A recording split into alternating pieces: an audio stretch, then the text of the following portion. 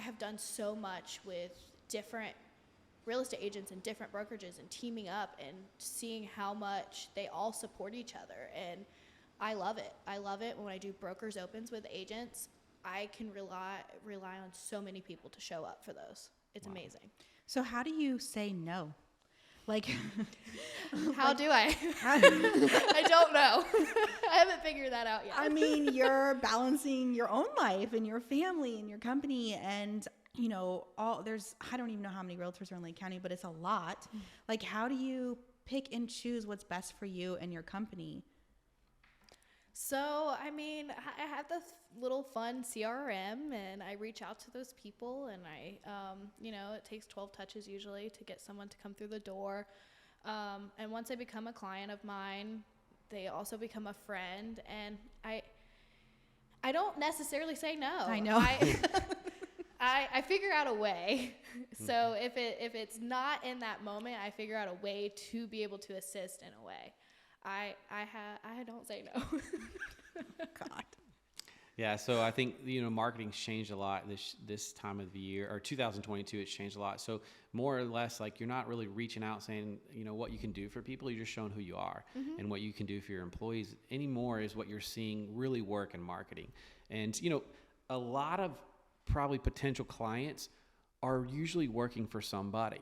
So when they see you making a difference in the lives of the people that work for you, they can relate to that. And that really helps a connection to that potential buyer or customer that you have. So they see themselves like, I work for a company, and what would it be like if I work for them? I want to do business with them because of the way they treat their employees. Yes. And I've noticed that. We've actually, just from like the fun TikToks we've actually had people send us, here's my resume, I want to work for you guys. And I love it. I'm like, oh my gosh, this is so cool.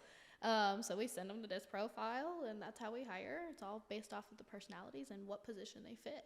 So I love that part of it. And there's nothing better than getting a Facebook message that says, I saw your guys' reel and we want to work with you. That's cool. That's pretty cool. Yeah, I know, there's a labor shortage that we hear about all the time, but is there really a labor shortage? I think in certain areas there could be, but are you creating an environment where people want to work? That's the first question you got to ask yourself. Like, instead of like, how much more can I pay somebody, or how can I do that? Like, are you creating a place where someone wants to come and work? And I think for us in our industry, there's a huge labor shortage, but we don't see that. We're looking for talented people that want to have a good time, want to come to work, want to grow as an individual. I always promise everybody that comes in my office when I give them a job, like, I can guarantee you're going to leave here better than you came here. That's what I can guarantee. I can't guarantee how long you're going to stay here or if you're going to grow from here, but I promise you when you leave, you'll be better than when you came. And so we're not really experiencing this labor shortage that we see a lot of other companies. Yeah, it's the same with us. Everyone enjoys coming to work. It's family oriented. I mean, we're a title company. We're open when banks are open, and that doesn't mean schools are. And a lot of our employees are mothers, and we call it Magnolia Daycare sometimes, and we lock up the big closing room, put Netflix on, and let the kiddos play while we chug along and work.